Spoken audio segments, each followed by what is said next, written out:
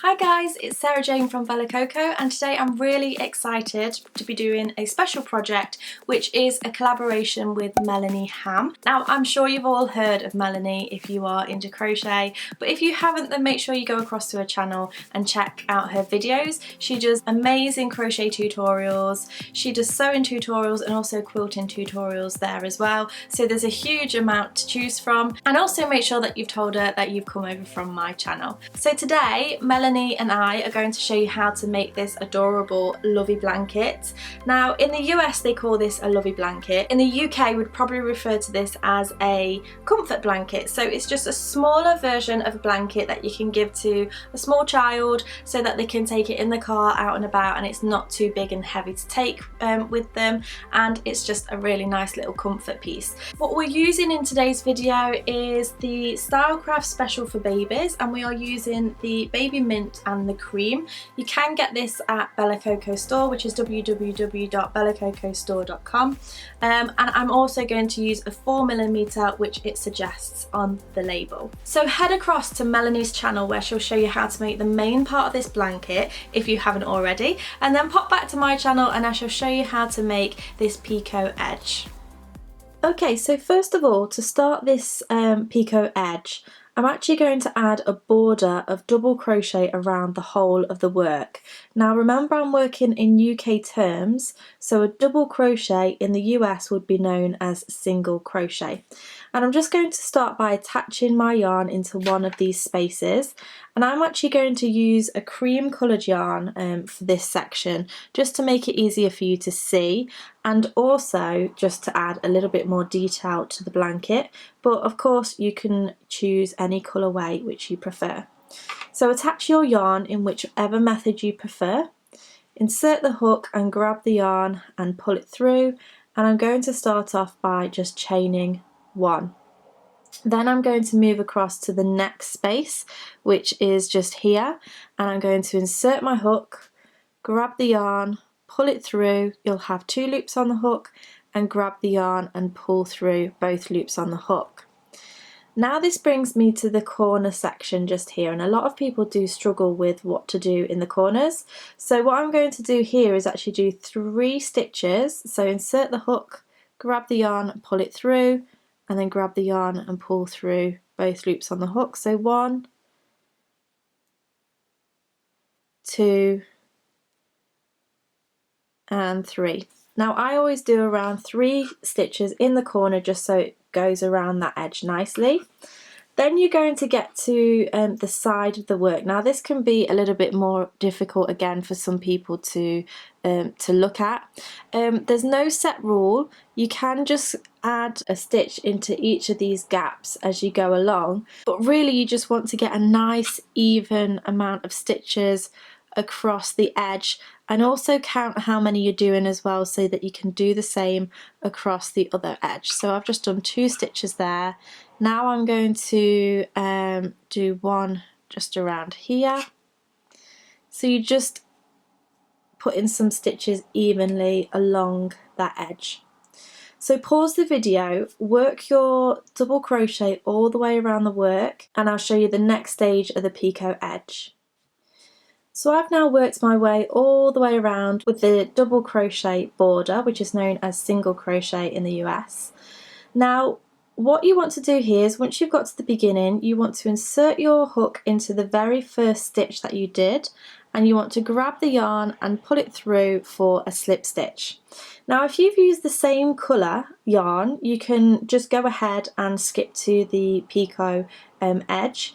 If you've used a different colour, what I would recommend to do is do another round of double crochet so that this pattern is a little bit more obvious. And the way that you would do that is chain 1, and then you would simply going to do a double crochet into the stitches all the way around. Excuse my little knot there.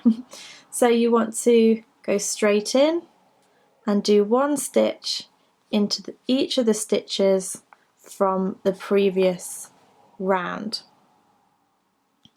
So go ahead and pause the video if you want to choose to do that, and I shall meet you back at the beginning and show you how to do the picot edge. So I've now just done my second row of double crochet, and I'm going to slip stitch into the first stitch from that round and snip off my yarn. So tie off the yarn, and I'm going to change to the second colour, which I'm going to use the same colour as this here. So I'm going to use the baby mint. So go ahead and reattach your new yarn, and I'll show you how to do the picot edge.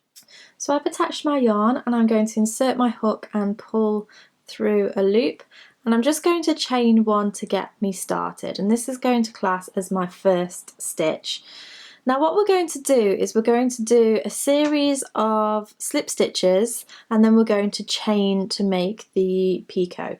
So this is classing as my first slip stitch, and I'm going to go into the next space, insert the hook, grab the yarn and just pull through both of the loops, and that's your slip stitch. So that's the second one, and then we're going to go again into the third and pull straight through. Now what we're going to do is chain 3, 1, 2 and 3, and then we're going to double crochet right into the bottom of this stitch. So go straight in, grab the yarn and pull it through, and you'll have 2 loops on the hook, and then we grab the yarn and pull through both of those loops. Then we're going to go straight into doing the slip stitches again.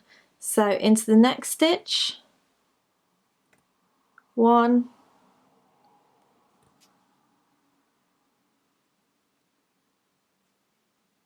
2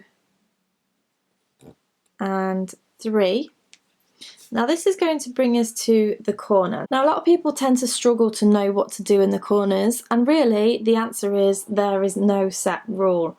And I know that doesn't help a lot of people, but I'll try and explain what I mean just now. So we did 3 stitches in this corner just here. So as I said before, I always do 3 stitches around the corner. Now if you find that after you've done your 3 slip stitches that you fall just shy of the corner, that's okay, just do another extra stitch. Or if you have only do 2 stitches before you get to the corner, that's absolutely fine.